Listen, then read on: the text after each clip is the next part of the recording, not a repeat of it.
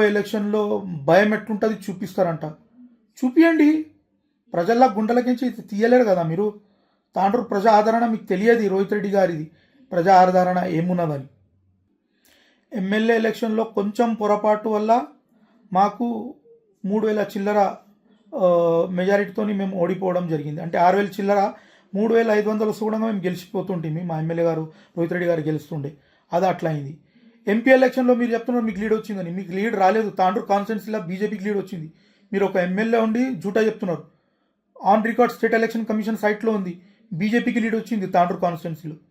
ఇప్పుడు సర్పంచ్లా మీరు రూలింగ్లా ఉండి విచ్చలవిడిగా మందు వంచి, విచ్చలవిడిగా డబ్బులు వంచి, విచ్చలవిడిగా అన్ని డిపార్ట్మెంట్లకు యూజ్ చేసి అంత ఇన్ఫ్లుయెన్స్ చేస్తూ కూడా మా సర్పంచులు మీకు టక్కరిచ్చిండ్రు.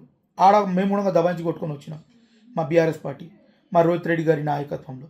మళ్ళీ ఇప్పుడు కౌన్సిల్ ఎలక్షన్లో 12 కౌన్సిలర్లు కొట్టుకొని వచ్చినాం. అది మీకు ఇంకా 5-6 మాకు వస్తుండే. అది GMK charitable trust Mujeeb Khan తరఫు నుంచి అది రాలేవు. లేకుంటే అవి కూడా మావే, మేమే గెలుస్తుంటేవి. మళ్ళీ ఎంత మీకు మెజారిటీ వచ్చింది? 3,000 పై చిల్లుకు.